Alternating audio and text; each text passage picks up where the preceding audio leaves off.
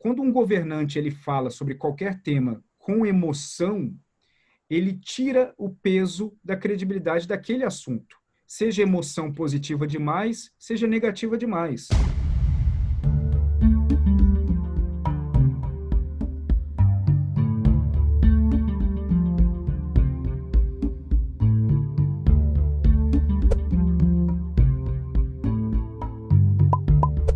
Guerras, conflitos comerciais, desastres naturais, crises migratórias, limpeza étnica.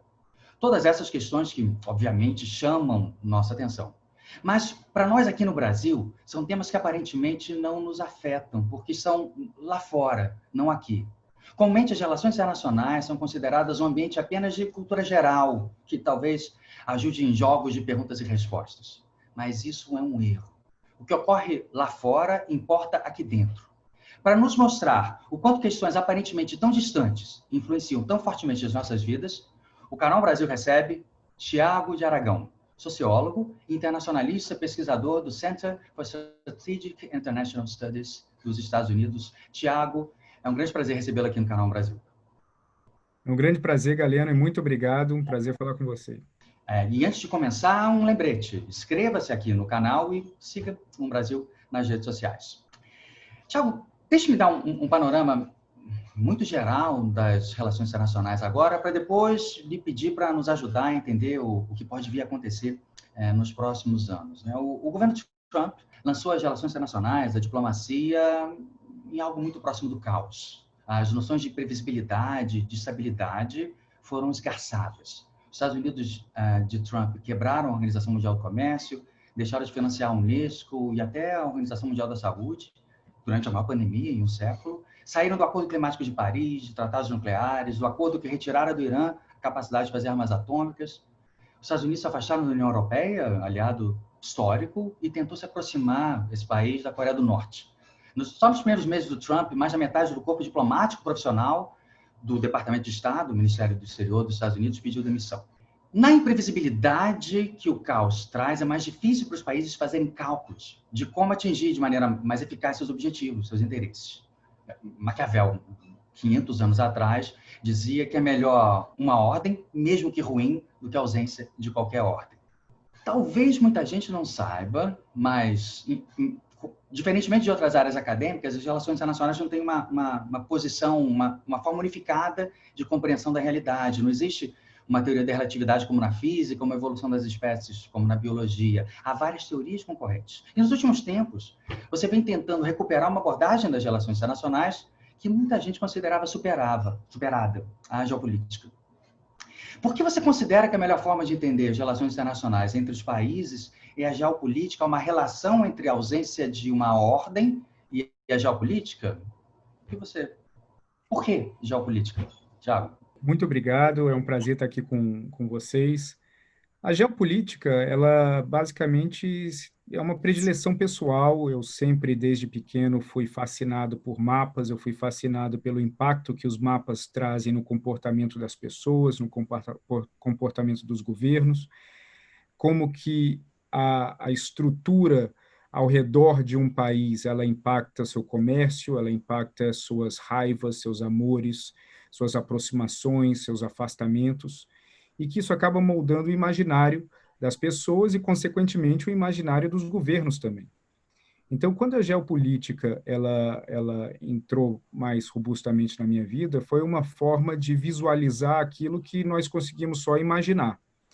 E essa forma de visualizar como que determinados países podem se portar de acordo com seu posicionamento, de acordo com a sua área geográfica, com as suas fronteiras, isso para mim sempre foi fascinante. Eu acho que isso ajuda, talvez não o super especialista que faz relações internacionais dentro de um órgão do governo, no National Security Council, ou em algum órgão mais específico de inteligência, etc.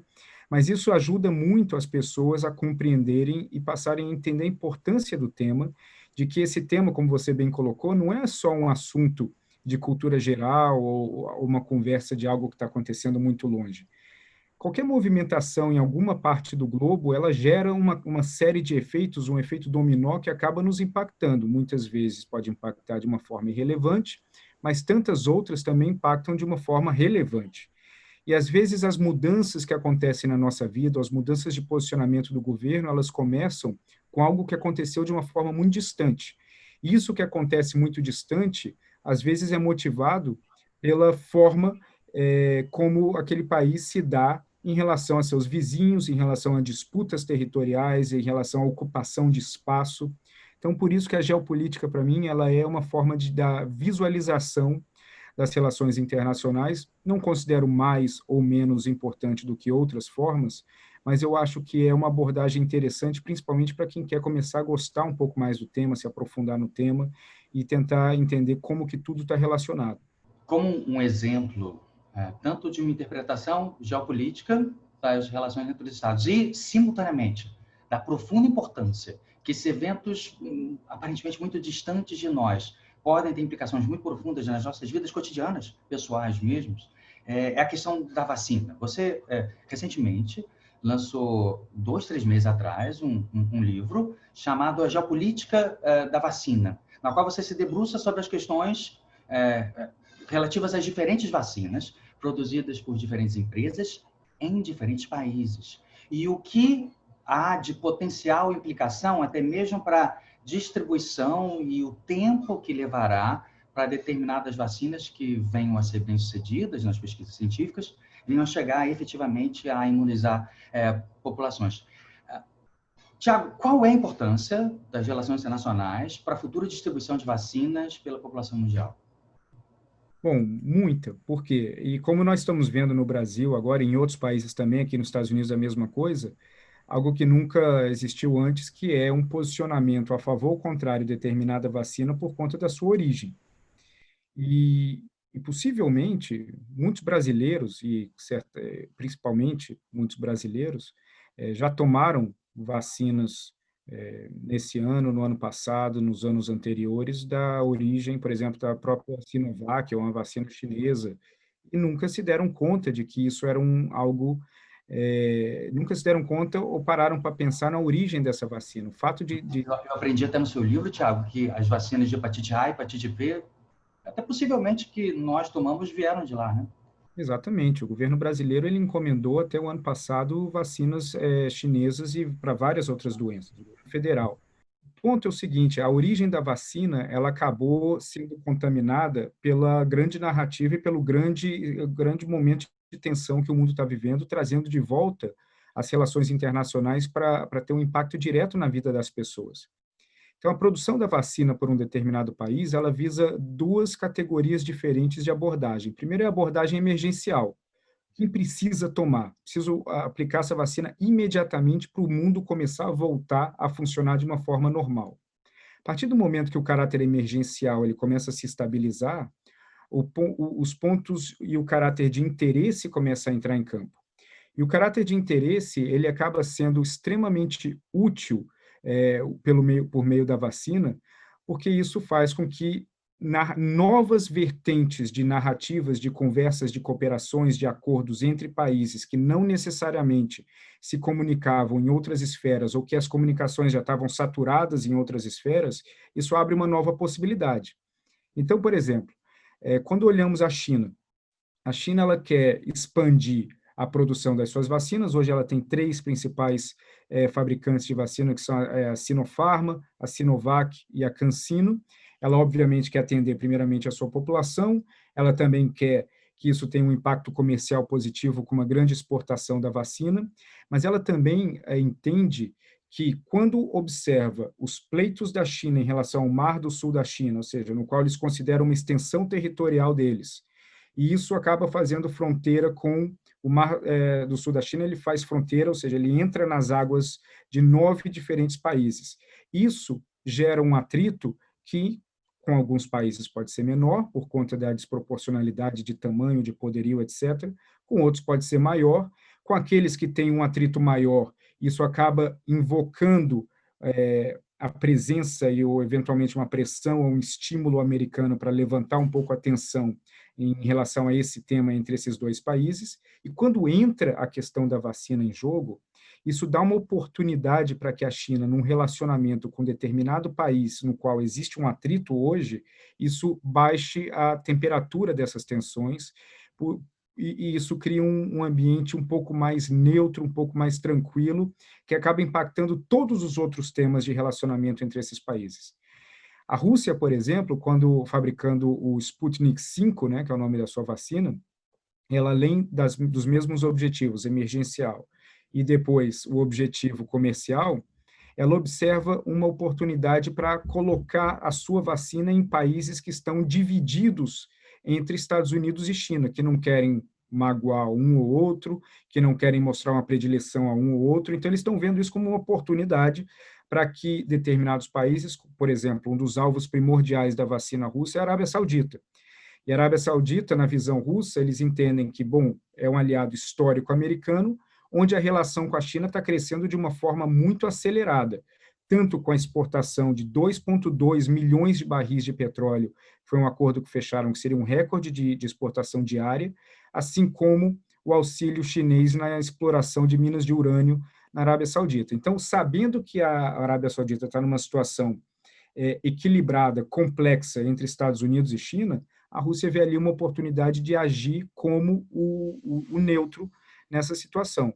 Naturalmente, a Rússia ela já é carregada tanto de preconceitos como de interesses que são notórios para vários. Então, a questão de neutralidade ou de percepção de neutralidade pode não se encaixar muito bem, mas essa é uma das ideias que eles têm. Isso é um exemplo de como que a distribuição da vacina impacta também os interesses geopolíticos, interesses de influência de países que vão além da questão comercial ou da questão sanitária.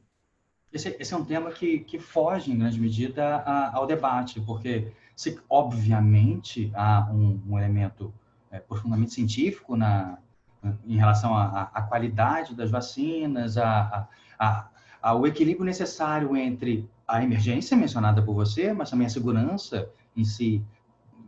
Basicamente, a população inteira do planeta teria que ser imunizada quando tratamos de uma pandemia, não apenas uma questão mais regional.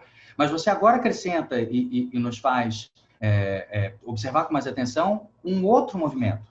Não se trata apenas agora de uma questão meramente científica. Há também um jogo de política internacional que implica não apenas em futuros ganhos comerciais, mas até mesmo ganhos políticos, proximidades ou distâncias em determinadas áreas do planeta. É mais ou menos isso que você ressalta. É exatamente isso. Por isso que a Índia, por exemplo, a Índia é um objetivo de quase todos os países produtores da vacina, porque a Índia ela já é uma potência farmacêutica, ela tem um instituto sorológico deles que é bastante avançado, que é um dos mais avançados do planeta, e tanto as vacinas chinesas, como a Sputnik, quanto a AstraZeneca e outros, eles estão tentando seduzir a China para saber qual que pode ganhar prioridade nessa produção dentro da Índia, seduzir a Índia, digo, para que a sua vacina ela seja produzida por esse instituto, não só para atender a demanda local, mas também para ser um centro logístico de distribuição para outras áreas da região. Então, a Índia ela passa a ter um aspecto muito importante, eu diria que nos últimos 2 anos, a importância geopolítica da Índia, por exemplo, por conta da China, por conta da vacina, por conta do Oceano Índico, entre outras coisas, tornou a Índia um dos epicentros de disputa de influência e interesse de países querendo aproximação com ela. Então, a questão da vacina, ela traz outros elementos à superfície que é de grande importância para ser analisada. A distribuição da vacina, ela não é uma coisa que acontece uma única vez. Vamos precisar de um tempo onde vamos ser imunizados, depois de 1 ou 2 anos podemos necessitar outra imunização, e uma vez que um país ele vira o fornecedor oficial de determinada região num país ou de um país inteiro, ela sabe que aquele fluxo de fornecimento vai continuar. E esse fluxo de fornecimento continuando, você cria uma relação de dependente e de fornecedor. Essa relação de dependente e fornecedor, invariavelmente, pode abrir oportunidade para outros fluxos de exportação, outros fluxos de cooperação. pois o diálogo ele passa a ser um diálogo desproporcional daquele que está precisando da vacina e daquele que está produzindo a vacina.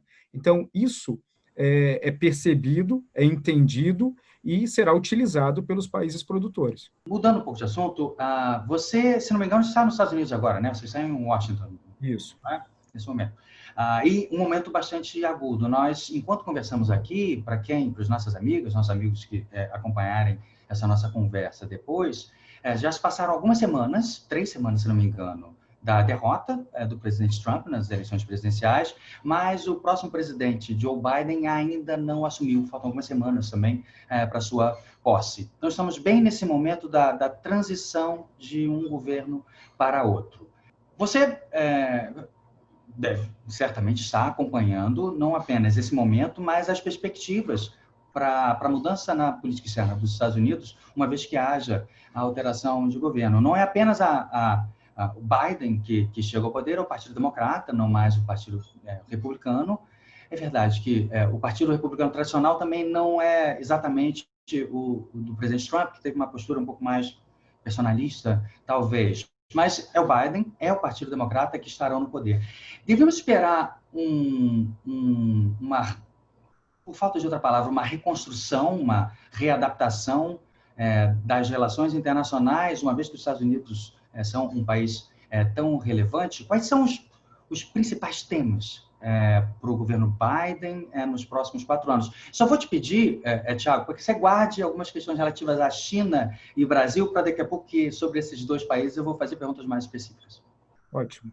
Bom, a palavra reconstrução é a palavra que eles estão usando aqui em Washington, dessa reconstrução da diplomacia americana com um foco e uma dinâmica completamente diferente.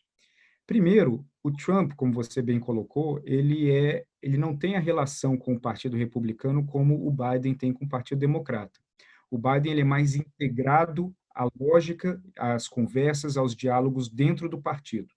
Isso faz com que os posicionamentos do governo americano com o Biden, eles vão ser mais múltiplos. Então, à medida que, por exemplo, tivermos uma determinada comissão dentro da Câmara dos Deputados, que solte uma nota, uma moção, uma análise sobre determinado país, a tendência é que o Biden vai vir a endossar isso, e isso vai gerar uma abertura de um diálogo em relação a esse tema. Então, essa integração com o partido vai ser maior com o Biden. Segundo, a noção de reality show em cima da política externa vai diminuir, se não desaparecer.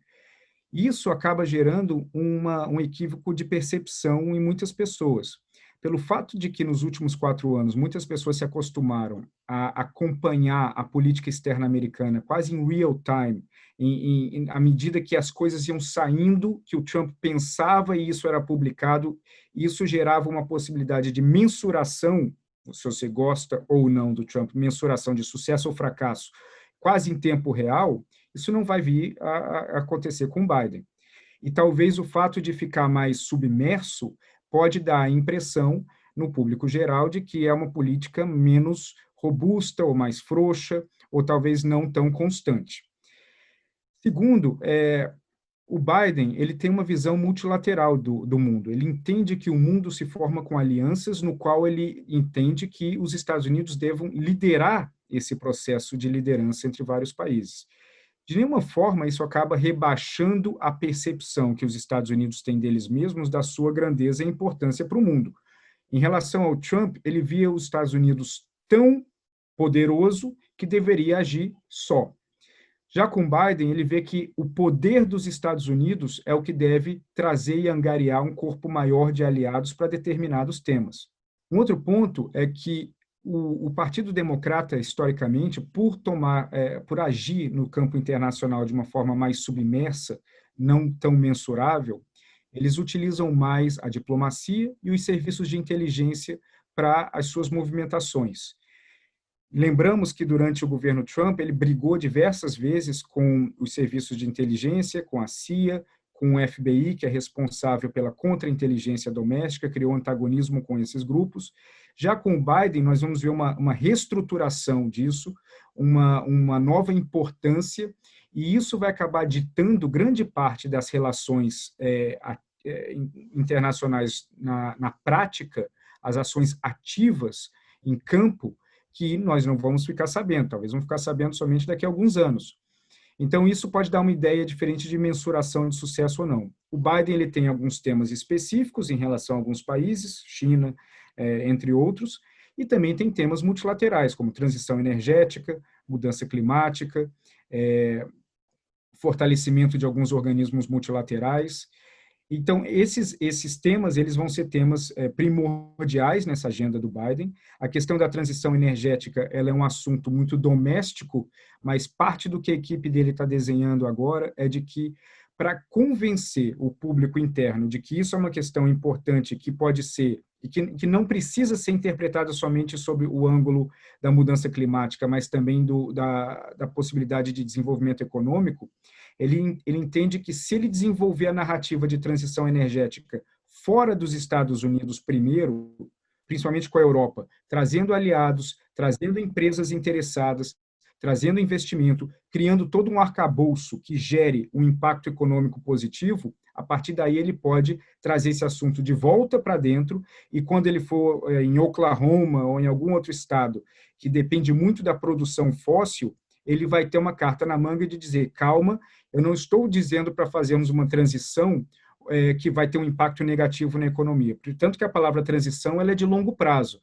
Então, a transição ela mostra que, durante muito tempo, ele quer a coexistência dos dois mecanismos de produção energética. A partir do momento que a viabilidade econômica, logística, de própria energia, de uma nova forma de produção, possa suplantar aos poucos aquela forma tradicional, ele imagina que isso aí vai ser mais facilmente aceito pela população doméstica. Agora, o ponto que é razoável admitir está no topo da agenda das interações entre Estados Unidos e China, e certamente do próximo governo dos Estados Unidos, que são as relações com a China, que não importa apenas para esse par de países, mas para o mundo como um todo, né? Nesse momento, seja na sua possibilidade de uma rivalidade que cresça e já começa a ser repetida a expressão uma nova Guerra Fria vem a surgir, ou, de qualquer maneira, uma forma de convivência entre os Estados, seja num polo ou no outro, é uma das questões mais relevantes do mundo hoje e é razoável admitir que nos próximos anos também. O governo Trump começou com uma postura, midiática, de reality show, fazendo mensagens contraditórias, tweets que ele dava. Mas, se nós formos recuperar nesses 4 anos, começa com o que foi chamado, lá atrás, de uma guerra cambial entre os Estados Unidos e China, que talvez tenha se transfigurado numa guerra comercial, e agora talvez tenha até aspectos de guerra tecnológica, a questão do 5G, que eu vou especificamente conversar com você, eu queria saber suas opiniões daqui a pouco. Mas uma coisa que eu percebo que muita gente, aqui no Brasil pelo menos, se esquece ou simplesmente não sabe, é que a preocupação estratégica dos Estados Unidos com a China precede Trump, é anterior a Trump. Não dá para dizer que é antiga, porque a ascensão chinesa é um fenômeno recente. Talvez a comunidade internacional tenha percebido mais claramente depois do massacre da Praça da Paz Celestial, na metade da década de 1990, talvez. Então, é recente, mas desde então vem provocando grande atenção e preocupação nos Estados Unidos. O presidente Obama, do qual Biden foi vice-presidente durante 8 anos, anunciou, se você lembra isso muito bem, no início do seu segundo mandato, que ele chamou de pivô para a Ásia, eu acho que foi isso. E até uma tentativa de, talvez, conter a criação de uma zona de influência chinesa, que teve um dos seus aspectos mais claros, a tentativa de criar, foi criada, né, a parceria transpacífica, né, a TPP é uma zona de livre comércio com vários países que cercam a China, mas não a China. Bom, o Trump, logo no início do seu governo, ele, acho que um ano depois da sua posse, ele retira os Estados Unidos da TPP e agora, faz menos de um mês, foi anunciada uma outra área de livre comércio, uma região muito assemelhada, só que agora com a China, sem os Estados Unidos, não apenas a ASEAN, que é o Mar do Sul da China, você já mencionou, a Indochina, vários países, a China e mais 14 países, mas também aliados históricos dos Estados Unidos, como Japão, Coreia do Sul, Austrália, Nova Zelândia, uma área de livre comércio com a China. O que devemos esperar do governo Biden em relação à China? Uma aproximação com a China, ou talvez fosse mais apropriado imaginar uma forma de contenção da China com mudança de tom, menos agressiva, talvez? A estratégia do Trump, ela começou quando, como você bem colocou, quando começaram a fase 1 do acordo comercial, né? Essa fase 1 do acordo comercial, ela envolvia, entre outras coisas, um incremento nas compras chinesas de produtos americanos para poder equilibrar a balança comercial. Uhum. A China se mostrou disposta a ir adiante, essas negociações, inclusive, elas eram lideradas pelo Li Keqiang, o premier, e com o ponto focal sendo o Liu He. Então, quando começou essa negociação entre Estados Unidos e China na parte comercial, a China logo aceitou entrar nessa negociação e começou a aceitar os termos dos Estados Unidos em termos de compra. E aí pode ter sido por uma leitura de oportunidade americana ou porque talvez entenderam que a China aceitou rápido demais e que poderia abrir um novo flanco. Imediatamente a fase 2 ela acabou sendo atrelada à fase 1. O que seria a fase 2? A fase 2 ela entra numa questão conceitual de difícil solução, que é a questão de propriedade intelectual. A questão de propriedade intelectual ela envolve o reconhecimento chinês de que ela utiliza de propriedade intelectual americana de forma indevida e que ela deve pagar por isso. A concepção chinesa de propriedade intelectual não existe. Primeiro que eles entendem que propriedade intelectual é um termo muito ocidental, é um termo nosso, e que as ideias não pertencem a nenhuma pessoa. E o desenvolvimento tecnológico da China se dá principalmente pelo não reconhecimento de uma propriedade intelectual, pela sua forma de funcionamento. Então, por exemplo, enquanto você tem a Amazon desenvolvendo uma tecnologia e o Google ou o Facebook olham essa tecnologia e querem uma igual, eles têm que começar do zero as suas pesquisas para chegar nisso. Na China, se você tem uma empresa que inicia uma tecnologia muito avançada e o governo entende que aquela tecnologia ela é importante e precisa avançar mais rápido, ela pega essa tecnologia, esse conhecimento, espalha com outros grupos dentro da China, com outras empresas, com outros pesquisadores, para que ela cresça em bloco. Isso faz com que a China conseguiu alcançar os Estados Unidos em áreas tecnológicas que os Estados Unidos não imaginavam que a China poderia conseguir. Quando se atrela a fase 1 à fase 2, a resposta chinesa é não cumprir com a fase 1. Então, dos 100 bi que eles tinham que comprar, eles compraram apenas 30, e a fase 2 paralisou tudo. Essa paralisia da fase 2, por se dar na área de tecnologia, acabou abrindo o flanco para o primeiro grande ataque formal dos Estados Unidos em relação à China, a Huawei, por ser da área de tecnologia e por ser uma empresa símbolo do governo chinês no mundo, de uma imagem de uma China tecnológica, de uma China avançada que eles querem passar. Por isso que o aspecto tecnológico dessa guerra ela é muito, muito importante. Até porque, hoje, no mundo, todas as atividades, não todas, mas grande parte das atividades de inteligência, de espionagem que ocorrem no mundo, elas têm um foco industrial tecnológico. Não são necessariamente busca somente por informações de governo, ou isso ou aquilo, até porque os governos estão falando mais do que nunca, principalmente durante o governo Trump e os governos que agora são muito adeptos das redes sociais. Então, isso acabou gerando uma situação complicada para o avanço de qualquer relacionamento com a China. Quando nós mudamos para o Biden ele tem, a equipe dele tem plena noção de que tecnologicamente a China é uma ameaça para os Estados Unidos, e eles têm plena noção de que comercialmente a China deveria sim comprar mais dos Estados Unidos. Um dos principais pontos que eles vão fazer é desatrelar a fase 1 e fase 2. Uma coisa é uma coisa, outra coisa é outra coisa. Então, vamos aqui comprar um modo automático um do outro, para que isso gere os benefícios que cada economia precisa ter para o momento? Beleza, então eles vão fazer isso.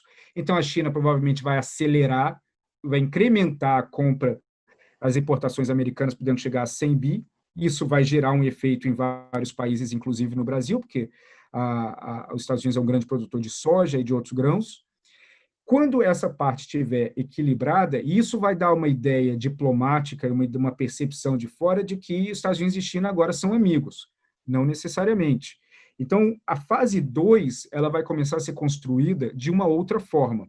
Na percepção do Biden, ele acredita que quanto maior for a rede de alianças multilaterais pressionando a China em cima desse tema, mais fácil ter algum resultado. Essa pressão incluiria a União Europeia, a Austrália, o Japão, a Coreia do Sul, o Canadá, a Índia, entre outros. Então, a fase 2 ela tende a ser mais profunda, mais robusta, mais multilateral, e também utilizando muitos organismos multilaterais. O fato de ser multilateral e via organismos faz com que a velocidade seja menor. Então, enquanto o Trump tinha uma ideia de manhã e tuitava meia hora depois e aquilo se tornava mais um capítulo, o Trump ele trazia a imprevisibilidade do ponto de vista chinês, então ele podia tuitar uma coisa a qualquer momento, mas aquilo tinha uma força unilateral. Com o Biden, nós vamos ter uma previsibilidade, porque nós vamos ver os acordos sendo construídos, as narrativas sendo construídas, mas ela tende a ser mais robusta quando for implementada por agir em bloco. Então, nessa relação, em relação à China, o Biden vai mudar muito a forma, não necessariamente o conteúdo. E o conteúdo vai ser mais submerso do que na superfície, como era com Trump. E, por exemplo, questão de sanções. Eu acredito que o Biden vai focar mais em sanções individuais contra membros do partido dentro da vertente de narrativa de direitos humanos do que sanções contra grandes empresas dentro da vertente de segurança nacional.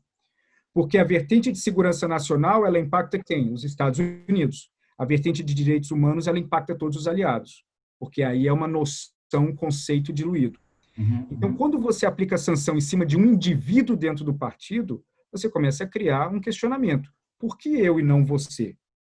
Então, esse tipo de ação, na percepção do Biden, pode gerar algum tipo de divisão dentro do Partido Comunista Chinês que pode vir a ser mais eficiente do que um ataque conjunto que gera unidade. E sabemos que o Partido Chinês tem pelo menos 3 facções do terceiro nível para cima, e toda vez que qualquer grupo rival é atacado dentro de toda a sua estrutura, eles tendem a se unir. Pulando para o futuro da relação entre os Estados Unidos com o presidente Joe Biden, a partir de janeiro, e o Brasil. No Brasil, e infelizmente, eu acho que a população, em grande medida, já se acostumou com... Deixa eu falar de maneira delicada isso. Com a relativa frequência com que promessas de campanhas eleitorais não são mantidas pelas pessoas, uma vez que tenham chegado aos cargos para o qual concorreram. Mas essa não é a cultura política nos Estados Unidos. Historicamente, mensurável quantitativamente, há uma correlação muito alta entre os principais compromissos de campanha e uma efetiva, pelo menos, tentativa de implementação daquelas políticas que mereceram tanto cuidado. E isso independe de coloração partidária. Isso vem desde se comprometer a buscar chegar na Lua no fim da década até a construir um muro separando os Estados Unidos do México.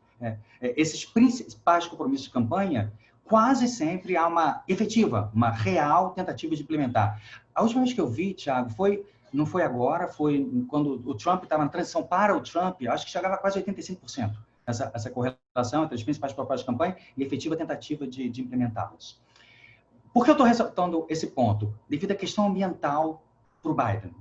Ele transformou como um dos temas principais da sua campanha. Você já mencionou até mesmo a transição energética, mas uma preocupação frequente relacionada às mudanças climáticas. A escolha de um político muito experiente em uma das principais forças do Partido Democrata, e o Biden é um homem de partido, né? Então, escolheu John Kerry, que já foi secretário de Estado, ministro do Exterior, como... Acho que o termo que se usa é czar do meio ambiente no próximo governo. Vai ser, sim, um dos principais temas, é muito provável, pelo menos dos primeiros anos do governo Biden. E o Brasil, em grande medida, tem sido considerado por muitos uma espécie de pária internacional na questão específica do meio ambiente. Foi o único país mencionado criticamente pelo Biden num dos debates com o Trump, o debate no qual ele chegou a usar uma frase bastante forte, especificamente no Brasil, falando da destruição da Amazônia, que se ela continuasse, seriam oferecidos incentivos para o Brasil combater a destruição dos seus biomas, mas que o Brasil poderia sofrer significativas consequências econômicas caso isso não fosse interrompido. E, claro, esses se somam questões de caráter retórico, ideológico, como essa adesão pública do governo brasileiro ao trumpismo, não necessariamente ao Partido Republicano, mas a Trump. E até hoje, já fazem 3 semanas que Biden, das eleições, o presidente brasileiro ainda não aceitou que o próximo presidente dos Estados Unidos será o próximo presidente dos Estados Unidos. Falou dias atrás de fraude e até de usar pólvora, uma frase relacionada aos Estados Unidos. Tiago, o que você acredita como serão as relações entre Brasil e Estados Unidos nos próximos 2 anos, ao menos? Bom, a relação entre Brasil e Estados Unidos ela é dividida entre o governamental e o privado. No âmbito privado, a relação entre os dois países é muito sólida. O nosso mercado financeiro é profundamente integrado com o mercado financeiro americano. Nós temos indústrias e empresas americanas que estão há muitas décadas no Brasil, que ganham muito dinheiro no Brasil. Nós temos empresas americanas que fazem parte do imaginário brasileiro, tanto como Apple, como Microsoft, como fornecedora de produtos, a Amazon, Netflix, etc.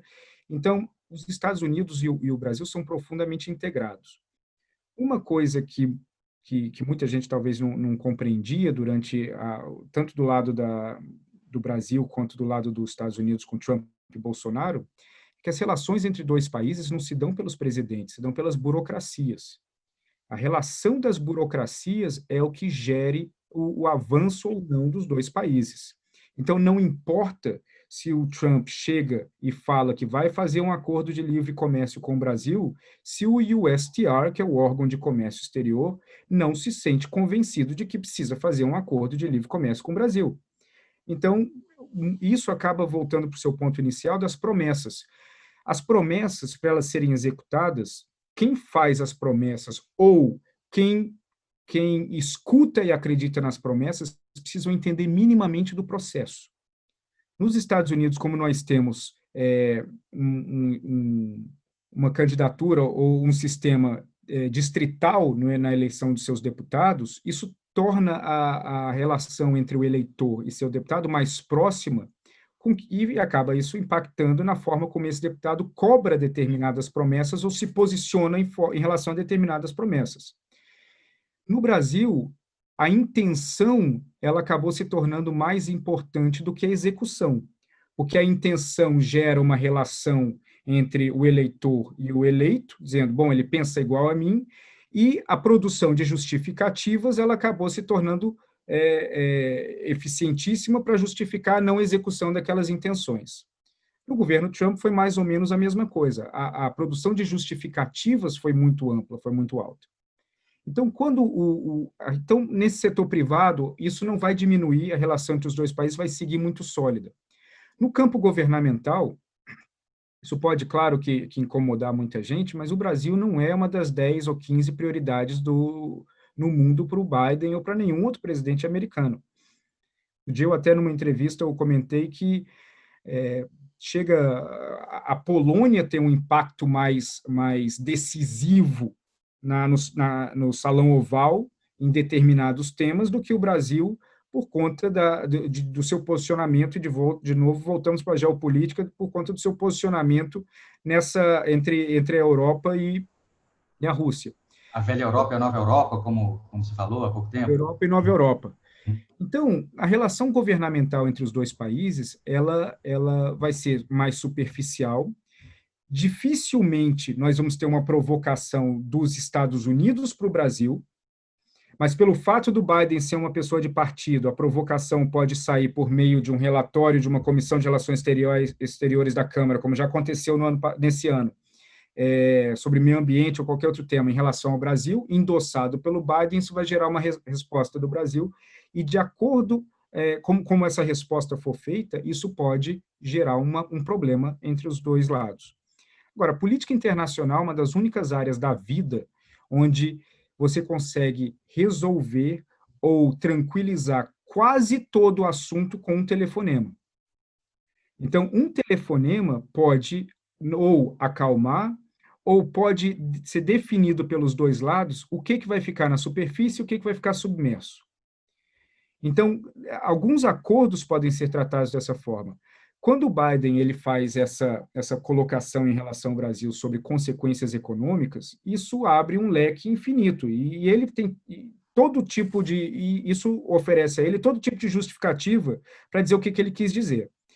Então, essas consequências econômicas podiam ser desde sanções, que eu acho mais complicado, acho difícil, por conta da integração entre os dois países, muitas empresas não iam gostar, mas isso também faz com que a percepção de que o Brasil não é um player responsável em relação ao meio ambiente, e se isso for endossado, mesmo que só verbalmente pelo presidente americano, isso vai ter um impacto grande no mercado financeiro, e investidores e empresas que vão não que talvez não queiram ser associados a esse país, principalmente se o presidente americano está endossando uma visão contrária.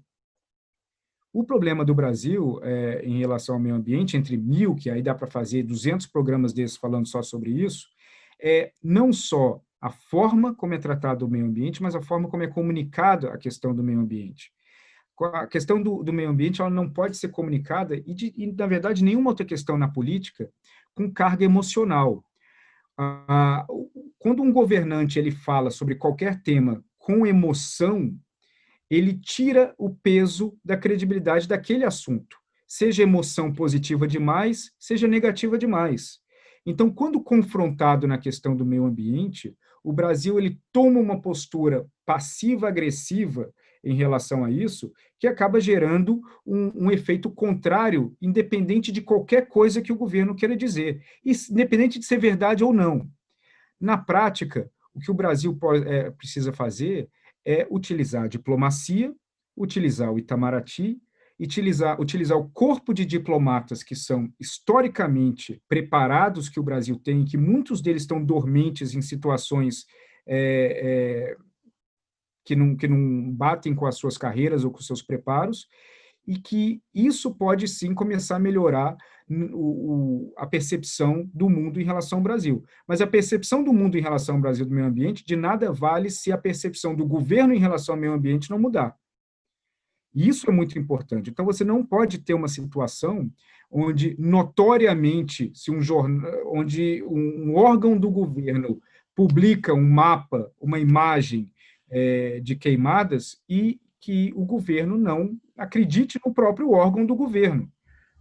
Porque isso acaba, isso em nenhuma hipótese, tirando um percentual de 25% dos eleitores, mas em nenhuma outra esfera do universo político isso traz benefício. Um outro tema, que é um dos mais relevantes hoje, e já mencionado transversalmente por você umas 2 ou 3 vezes aqui, Tiago, é a questão, é um dos jogos mais pesados das relações internacionais hoje em dia, que é a implementação da nova geração de sistemas de telecomunicações, o 5G, né? Uma empresa chinesa que já está consolidada há muito tempo nesse mercado, e cuja pronúncia desse nome eu vou arriscar usar aqui, mas provavelmente errarei. Eu não consigo nem falar o Shei, aquele muito obrigado em chinês, eles não me entendem.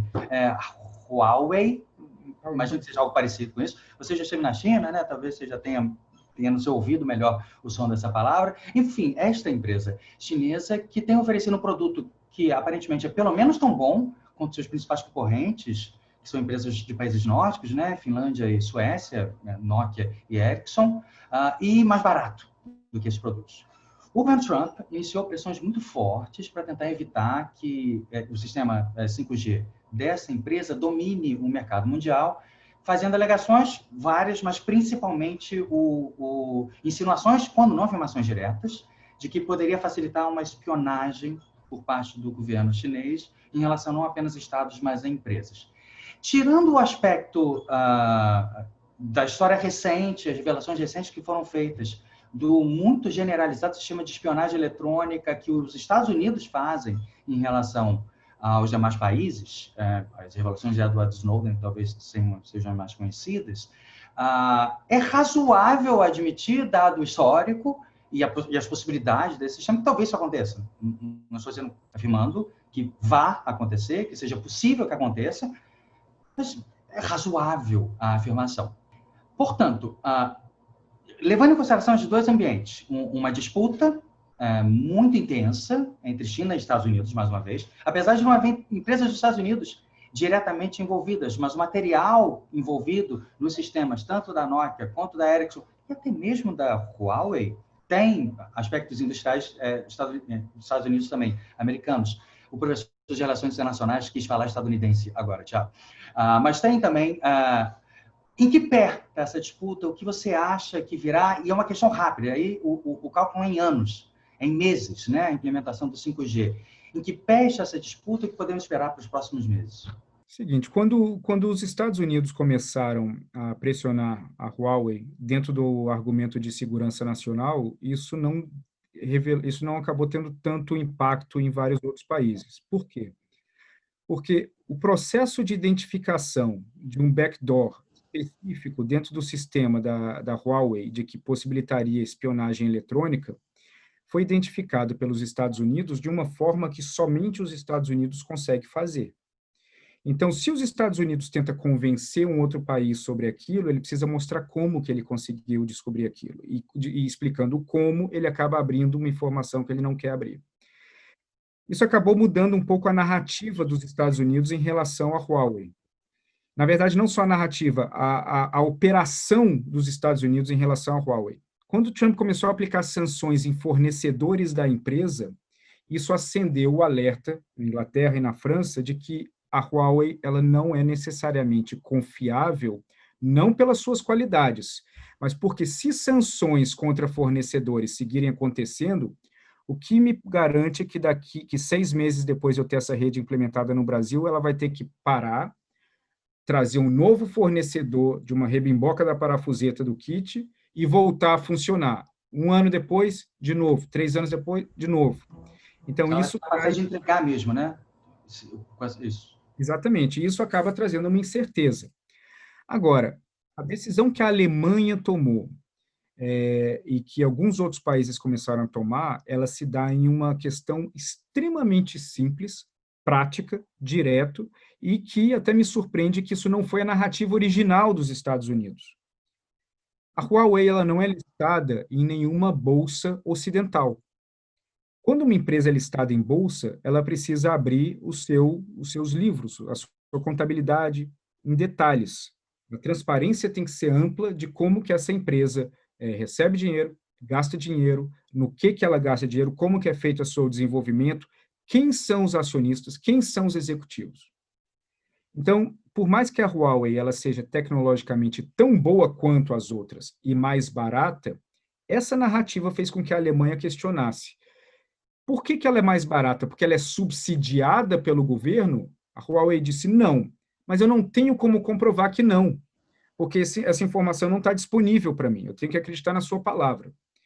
Segundo, um outro questionamento que foi feito no parlamento alemão foi se essa empresa que eu não tenho acesso aos dados, ao balanço, para saber exatamente quem são os responsáveis pela empresa em vários setores, se houver um problema, digamos hipoteticamente, de espionagem no meu país, quem que eu prendo? Quem que eu vou punir? Isso é algo que fica em aberto, porque não se sabe. Então, a questão da Huawei, e eu não sei se o Brasil, eu acredito que o Brasil não está observando sobre esse viés, o Brasil está observando sobre o viés da guerra de influência dos dois países. Mas essa é uma narrativa que a Alemanha trouxe e que é a que mais faz sentido para justificar um posicionamento contra a empresa, que é, se vocês quiserem operar na Alemanha, se vocês quiserem operar em algum país, vocês têm que criar uma subsidiária da empresa aqui na Alemanha, que siga os parâmetros de transparência, de contabilidade, tudo aberto, que tenha seus acionistas, que nós sabemos quem são, e aí você pode oferecer o seu produto naturalmente. A China não gosta muito dessa ideia. A Huawei, fora, ela é só uma extensão da Huawei chinesa. Ela não existem entes separados e independentes, como existem com outras empresas ocidentais no mundo. A Volkswagen daqui, a Volkswagen do Brasil, ela gera o caixa que fica na Volkswagen do Brasil e reinveste, e ela decide produzir o Gol, e ela decide produzir o carro que ela quiser, sem necessariamente seguir a ordem direta de fora.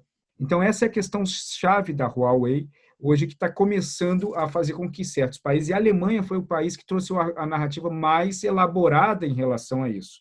Agora, sim, é uma empresa tecnologicamente impecável, mesmo nível de serviço que pode oferecer, ela é mais barata, isso abre uma vertente de dúvida, ela é mais barata porque é melhor, ou ela é mais barata porque seus fornecedores são mais baratos, eu acredito nessa hipótese também, e ou ela é mais barata porque tem subsídio. É possível, é possível.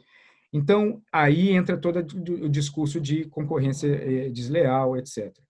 Agora, se essa for a narrativa para manter ou não a Huawei, ela pelo menos é uma narrativa, é uma justificativa técnica. A ausência de justificativa, igual aquela frase que você falou do Maquiavel agora há pouco, é o que cria a nebulosidade não só em cima do tema, mas em relação a todos os outros temas. Se eu não sei como você opera racionalmente em A, eu não tenho a menor garantia que você vai operar em B, C, D de uma forma racional. Então, a questão da Huawei é uma questão complicada. Agora, a Huawei, ela não é ela que vai disputar o leilão de 5G, são as operadoras que vão disputar o leilão das bandas largas, vão comprar e aí vão escolher quem vai ser o fornecedor do seu kit. Se a Huawei puder, algumas vão escolher a Huawei. Se a Huawei não puder, elas vão entre Nokia e Ericsson. Falando do balanço, do equilíbrio, ou de qualquer tipo de postura que venha a ser adotada pelo Brasil em relação a essa grande disputa internacional entre China e Estados Unidos nos próximos anos. Historicamente, o Brasil tem uma proximidade muito grande com os Estados Unidos. Gera, em alguns momentos de sua história, até uma certa reação dos vizinhos do entorno brasileiro aqui, devido a ser considerado um país historicamente muito próximo dos Estados Unidos. Ou seja, isso não foi criado no atual governo brasileiro, que talvez tenha adotado uma postura talvez mais caricata em relação à postura personalista em relação à figura do presidente dos Estados Unidos nos últimos anos. Mas uma proximidade existe, historicamente, entre o Brasil e os Estados Unidos. Mas, no atual momento, de alguns anos, e falando, se quisermos, de modo estritamente comercial, o grande parceiro brasileiro hoje é a China.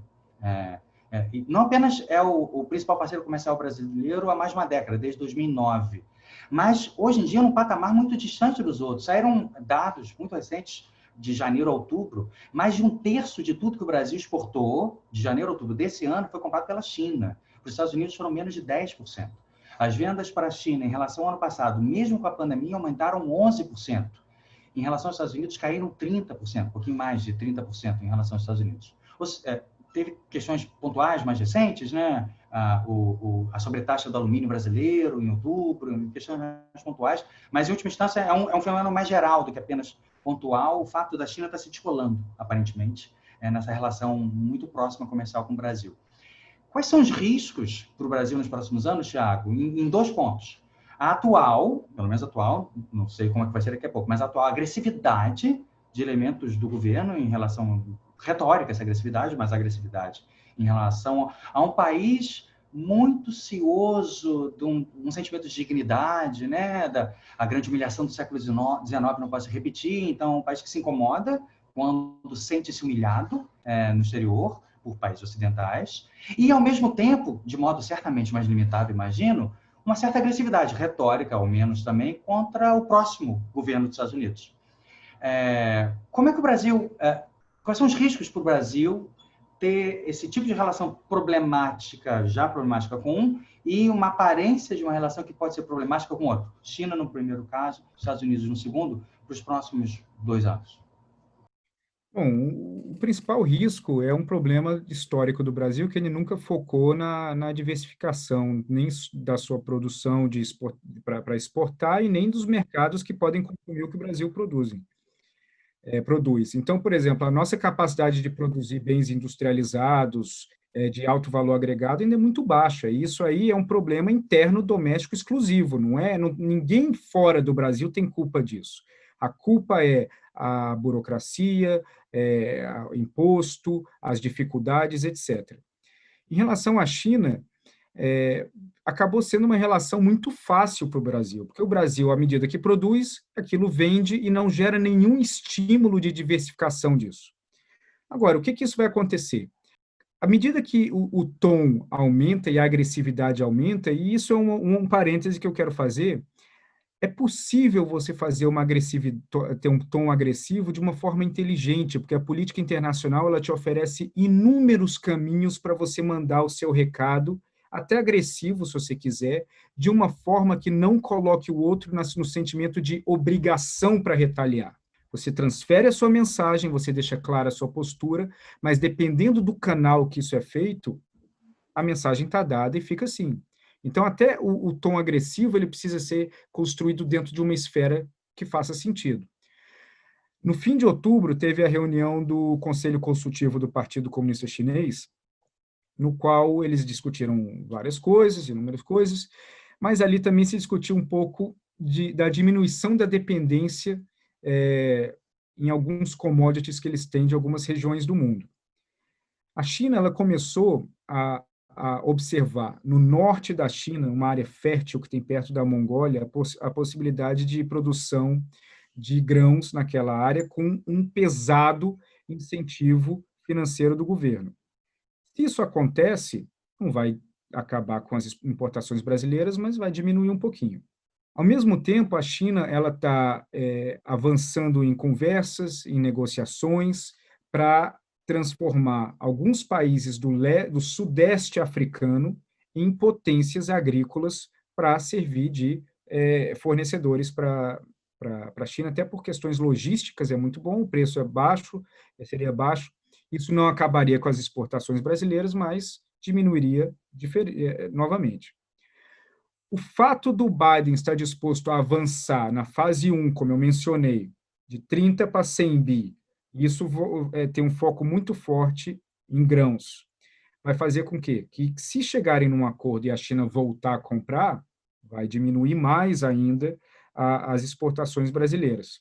Se os Estados Unidos e a China chegarem num acordo na fase 1, e se a diplomacia da superfície der a impressão de tranquilidade no mundo, mesmo que submerso a briga esteja acontecendo, isso pode levar a Austrália, que eu diria que é o país anglo-saxão, depois dos Estados Unidos, que mais tem problemas com a China e que mais tem embate com a China, pode levar a China e a Austrália a retomar certas conversas e a China retomar a importação de minério que eles seguraram um pouco da Austrália, não acabando com a importação do Brasil, mas diminuindo. A Índia aprovou há um mês e meio uma nova lei agrária que acaba com o regime agrário da Índia desde a sua fundação.